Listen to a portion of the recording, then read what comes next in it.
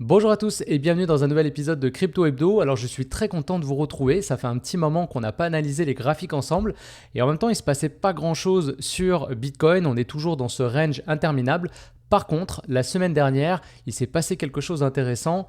Bitcoin a voulu sortir de son range par le bas et beaucoup pensaient que c'était chose faite. Et finalement, le week-end, les acheteurs se sont repositionnés, ils ont racheté ce bas de range et on a réintégré. Donc c'est la deuxième fois qu'on le fait là en l'espace de quelques semaines. Donc je pense que c'est un très beau message pour la suite du bull run.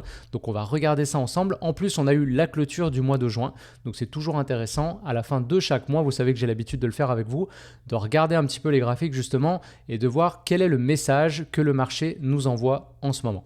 Voilà, sinon vous devez remarquer aussi que la chaîne s'appelle enfin Trilem. Ça fait un moment que je vous en parlais. Donc jusqu'à maintenant, la chaîne portait mon nom, Julien Catella. Mais vous savez aussi, parce que ça fait un petit moment que je vous en avais parlé, que j'ai un projet avec mes frères qu'on a appelé Trilem. Alors en fait, tout a commencé avec un podcast, Balado 3.0, un projet qu'on a démarré il y a un peu plus d'1 an, où on vous parle à cœur ouvert de nos parcours. On vous parle d'indépendance financière, on parle un petit peu d'entrepreneuriat et d'immobilier également, et surtout de psychologie, parce qu'on s'est aperçu que c'était vraiment la clé du succès. Et beaucoup de créateurs de contenu en fait, vous parlent de leur succès une fois qu'il a été atteint. Donc nous, on trouvait intéressant de vous en parler en cours de route. C'est vraiment l'objectif de ce podcast. Et puis, on a décidé de tout merger ensemble, donc la chaîne YouTube et ce podcast, pour que vous n'ayez vraiment qu'une adresse à consulter entre guillemets, donc cette chaîne-là. Si vous n'êtes pas abonné, je vous invite à le faire. On est bientôt rendu à 300 abonnés. Merci d'ailleurs à ceux qui nous font confiance depuis le début. Donc c'est ici que vous allez pouvoir suivre vraiment toutes nos émissions. Donc il y a le Balado 3.0, il y a le 20X Challenge que je continue avec Flo. On a déjà dépassé les 50X. Donc suivez bien ça, on va voir ce qui va se passer dans la fin du bull run. Et puis il y aura également d'autres émissions qu'on sera amené à créer sur cette chaîne. Donc voilà, mais ça va toujours être en lien avec tout ce que je vous ai dit avant, donc finance, entrepreneuriat et psychologie. Voilà, donc si le programme vous plaît, encore une fois, je vous laisse vous abonner. On lance l'introduction et on se retrouve après sur les graphiques. C'est parti.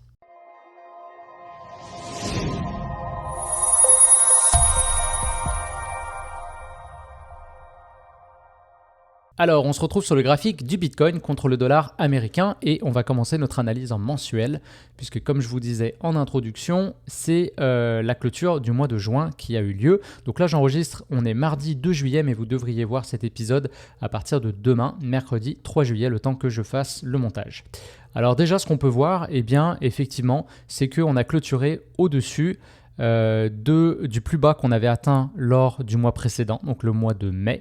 On continue tout simplement d'évoluer autour de cette zone très très très importante qui est tout simplement le plus haut atteint lors du dernier cycle. Donc là vraiment c'est la résistance, alors qu'on a déjà cassé plusieurs fois, mais à chaque fois on réintègre dessous, donc c'est tout simplement une consolidation autour des 65 000 $, pour en prendre un chiffre rond. Dès qu'on va vraiment clôturer au-dessus, un petit peu comme on avait eu au mois de mai, qu'on va venir rechercher le haut du range, donc les fameux 72 000 $, et qu'on va réussir à clôturer au-dessus des 72 000 $, c'est ça qui sera très important pour la suite, et bien là je pense qu'on va vraiment attaquer notre bull run et on va partir. Alors là j'avais tracé ce rectangle, là je m'étais arrêté au mois de septembre, mais bien sûr je pense que le bull run va continuer beaucoup plus longtemps. En fait moi je m'attendais vraiment à un bull run éclair au vu de ce qui s'était passé jusqu'à maintenant, avec une montée consécutive de 7 mois, c'est ça? Ouais, c'est ça qu'on avait eu 7 mois consécutifs. On avait eu un all-time high qui avait été atteint avant le halving et ça c'était jamais arrivé, donc tout semblait nous informer que le bull run voulait être très très très rapide, mais en même temps là on voit qu'on a une consolidation intéressante depuis plusieurs mois et si ça continue comme ça, je pense que ça va être une très bonne chose parce que ça va nous permettre d'avoir finalement un bull run un peu plus comme on l'a connu par le passé, donc un bull run qui va s'étirer plus longtemps et on devrait être en mesure d'aller chercher beaucoup plus haut. Donc moi pour l'instant je vise les 130 000. Mais pourquoi pas, si la consolidation continue, on pourrait peut-être même aller chercher au-dessus, peut-être les 200 000. Qui sait, personne n'a l'information, bien sûr, mais voilà, c'est intéressant de voir ce qui est en train de se passer. Donc là, on va aller voir en weekly maintenant. Et on voit cette fameuse bougie que je voulais vous montrer, très très très intéressante, qui nous fait penser à ce qui s'est passé la semaine du 29 avril. Donc en fait, j'ai quasiment envie de renommer les bornes de ce range. Donc la borne du haut, c'est Let's fucking go, parce que dès qu'on arrive proche de cette bande-là, c'est exactement les messages que je vois passer sur Reddit, sur Twitter. Tout le monde est très très bullish et le Bitcoin part à $100 000 presque la semaine prochaine, on va dire. Et puis dès que à l'inverse on vient chercher le bas du range, c'est le bull run is over. C'est ce qu'on voit, donc le mindset des investisseurs switch complètement et c'est exactement ce qui se passe en fait dans un range, c'est-à-dire que on a des bornes de volatilité mais aussi des bornes, on va dire, au niveau du mindset. Et c'est pour ça que dès qu'on sort d'un range, il va y avoir des mouvements de panique, il peut y avoir des accélérations. Et les market makers, c'est à ce moment-là que eux rachètent, renforcent leur position parce que ça leur permet de rentrer tout simplement avec des plus grosses positions. Ils vont même pousser un petit peu les prix des fois pour aller chercher les stop-loss. C'est exactement ce qui s'était passé là à la fin du mois d'avril et je pense que c'est ce qui s'est passé la semaine dernière. Donc ceux qui tiennent leur position comme moi en spot, et c'est ce que je vous recommande depuis le début de cette chaîne, on regarde tout simplement, on mange un peu du popcorn et on fait simplement observer ce qui se passe. Par contre, les gens qui rentrent en effet de levier, là à ce moment-là c'est une autre game. Alors ceux qui sont rentrés ici, très bien, on est remonté. Alors c'est pas du tout impossible qu'on retourne tester ces plus bas. D'ailleurs moi c'est ce que je pense qu'on va faire cette semaine ou peut-être la semaine prochaine. Mais en tout cas la consolidation à mon avis va se poursuivre peut-être jusqu'à la fin de l'été. J'imaginais qu'on sortirait de ce range avant le mois de septembre, mais là encore, j'en sais rien du tout. On est tout simplement en train d'avoir des espèces de projections. Donc là, on peut d'ailleurs prolonger cette petite résistance. Là, j'étais sur la mesure. On va prolonger ça ici pour l'instant. Donc là, si je prends mon outil de tracé, vous voyez cette figure qui est en train de se former. Alors c'est un peu comme une tasse et anse, sauf que finalement, on voit qu'on est redescendu quand même assez bas. Alors pas plus bas que ce qu'on avait eu au mois d'avril, mais voilà, c'est intéressant de voir qu'on est toujours dans ce range.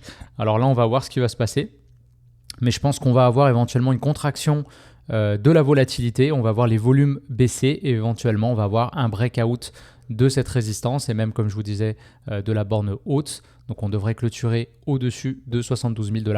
Et là, je pense que c'est vraiment là qu'on va partir et qu'on va entamer la dernière phase du bull run, la phase parabolique, celle où il faudra être extrêmement prudent et conservateur si vous voulez garder les gains que vous aurez réalisés. Tout simplement. Alors on jette un petit coup d'œil à Ethereum également, qui est quand même, je le rappelle, la deuxième plus grosse crypto en termes de capitalisation.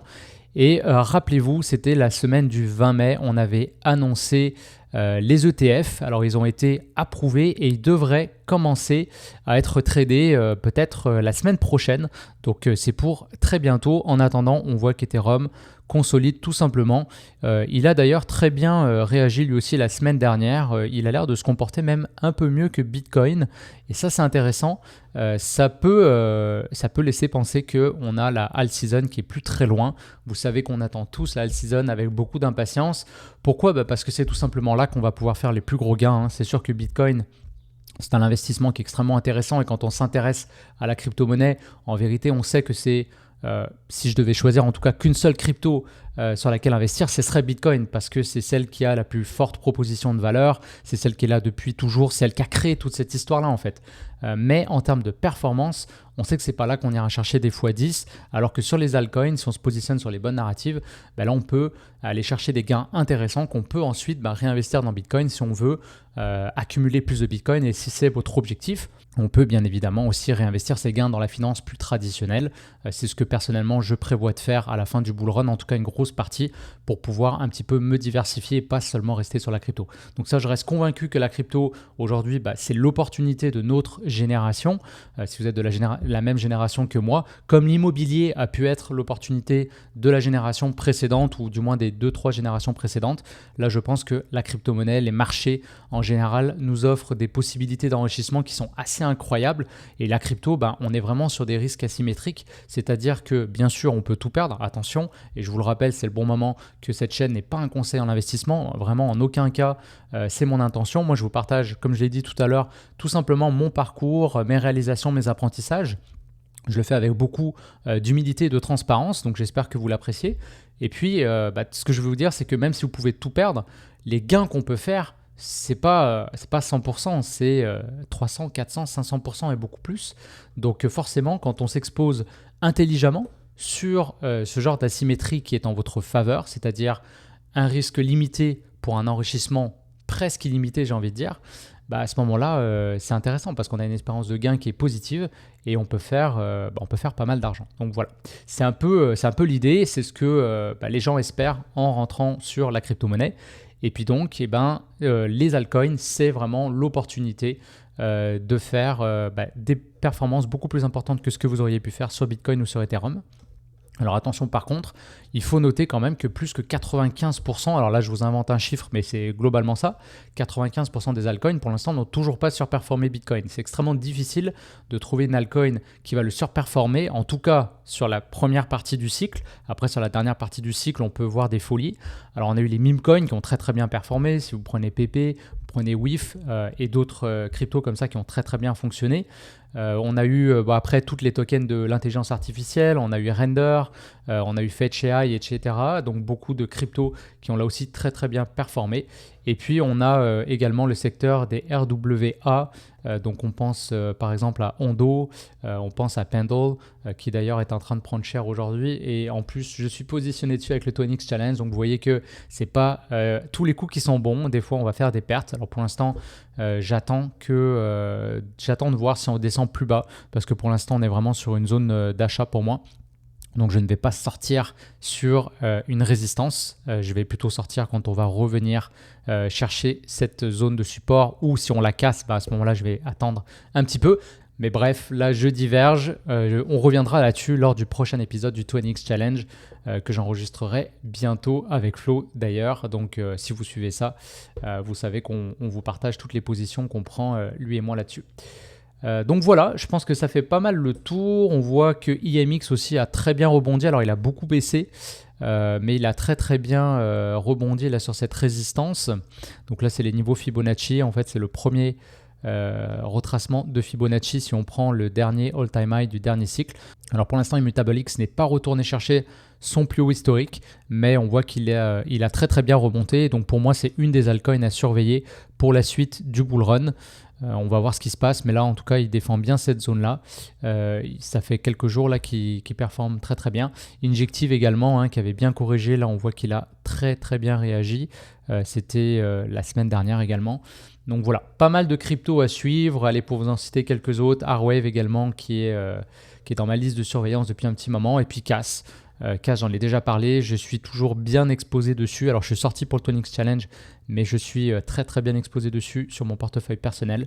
Et la semaine dernière, ça a été une des top cryptos, je pense. J'ai pas regardé le classement, mais si on regarde en termes de performance, on est quand même allé chercher un 25%. Alors que voilà, il y a pas mal de cryptos qui descendent. En tout cas, les altcoins se font beaucoup exploser en ce moment. Vraiment, le Bitcoin a bien rebondi. Il y a quelques altcoins qui s'en sortent, mais la plupart des altcoins ont beaucoup saigné dans les dernières semaines. Donc, CAS, c'est très intéressant. Il est toujours pas listé sur Binance. On a encore des rumeurs par rapport à ça. Là, on voit qu'il a fait un nouveau plus haut, très légèrement, mais on a fait un nouveau all-time high.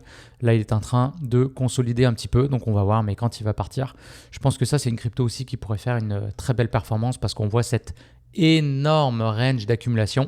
Donc, vous voyez, moi, c'est ça que je recherche. Je recherche des ranges sur lesquels le prix va évoluer en faisant des plus bas de plus en plus haut. On a une contraction du volume et ensuite on va avoir des cassures avec des pics de volume comme on a eu ici. Eh bien c'est exactement la même chose que j'attends de Bitcoin. Donc voilà, on ne peut pas forcer les choses, il faut le laisser faire. Et encore une fois, il n'est pas impossible que Bitcoin clôture en dessous et qu'on redescende. Certains parlaient de revenir tester la résistance des 46 000. Honnêtement, j'y crois pas. J'y crois pas vu les inflows qu'on a sur le marché avec les ETF, vu le moment où on est positionné dans le bull run, ça me paraît vraiment très peu probable en termes de statistiques.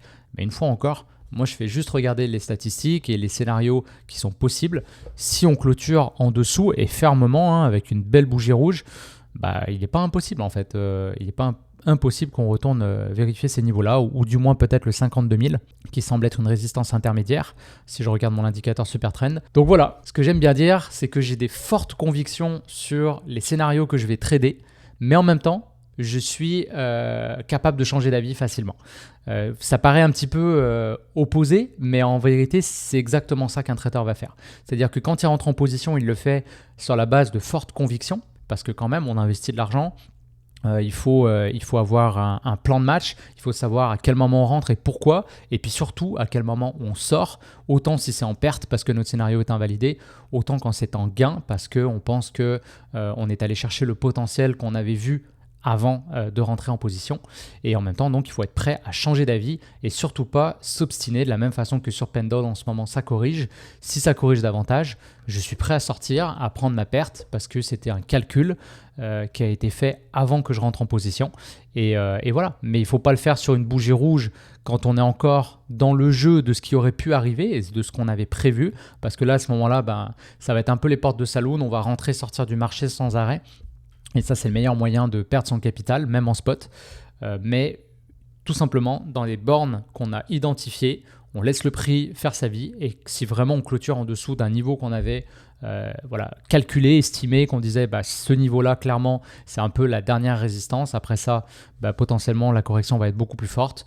À ce moment-là, je serai prêt à sortir de position pour Pendle. Voilà, c'était un peu un épisode freestyle, mais en même temps, ça nous permet de se remettre à jour parce que ça faisait un petit moment que je n'avais pas fait d'analyse graphique. Là, on va laisser faire le marché. On va voir ce qui va se passer pour le reste de l'été.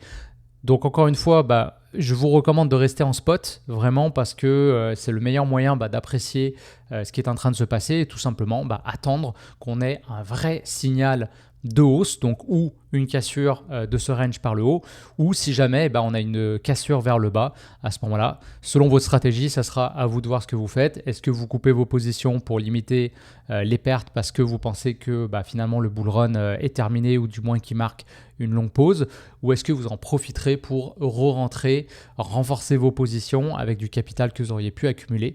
Donc ça, c'est à vous de le décider. Moi, je ne peux pas prendre ces décisions pour vous, je vous partage simplement ma stratégie une fois encore. Donc, vous devez vraiment développer cette habileté de prendre des décisions pour vous-même parce que c'est comme ça que vous allez pouvoir devenir des investisseurs et des traders rentables sur les marchés. Voilà, merci pour votre écoute. Je vous souhaite une excellente semaine et on se retrouve très vite sur la chaîne. Ciao tout le monde.